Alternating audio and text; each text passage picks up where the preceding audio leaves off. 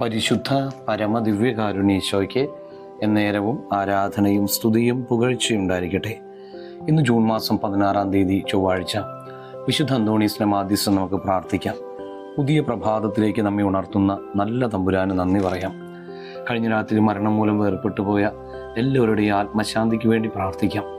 നമ്മുടെ ഇന്നത്തെ എല്ലാ പ്രവർത്തന മേഖലകളിലും ഈശോയുടെ സാന്നിധ്യം കൂടെ ഉണ്ടാകട്ടെ. കർത്താവേ, ഞങ്ങളോടൊപ്പം അങ്ങ് ഉണ്ടാകണമേ. യോഹന്നാന്റെ സുവിശേഷം 6-ാം അധ്യായം 41-ാം വചനം ഇന്ന് ധ്യാനിക്കാം. സ്വർഗത്തിൽ നിന്നും ഇറങ്ങി വന്ന അപ്പം ഞാനാണ് എന്ന് അവൻ പറഞ്ഞതിനാൽ യഹൂദർ അവനെതിരെ പിറുപിറുത്തു. സ്വർഗത്തിൽ നിന്നും മനുഷ്യരക്ഷയ്ക്കായി ഇറങ്ങി വന്നവൻ യേശുക്രിസ്തു മാത്രമാണ്. അതുകൊണ്ട് യേശുക്രിസ്തു വഴിയല്ലാതെ മറ്റൊരു വഴിയും സ്വർഗത്തിലേക്ക് കയറാനായില്ല. ഈ വിഷയം അന്നത്തെ പോലെ തന്നെ ഇന്നും പിറുപിറുപ്പിന് കാരണമാണ്.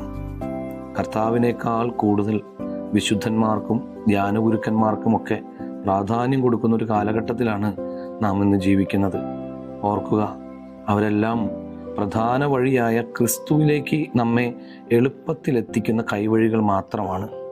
കർത്താവെ, പൂർണ്ണ മനസ്സോടും പൂർണ്ണ ഹൃദയത്തോടും പൂർണ്ണ ശക്തിയോടും കൂടെ അങ്ങയെ മാത്രം സ്നേഹിക്കാൻ ഞങ്ങൾക്ക് കൃപ തരണമേ എന്ന് പ്രാർത്ഥിക്കുന്നു. എല്ലാവർക്കും നല്ലൊരു ദിവസം ഉണ്ടാകട്ടെ.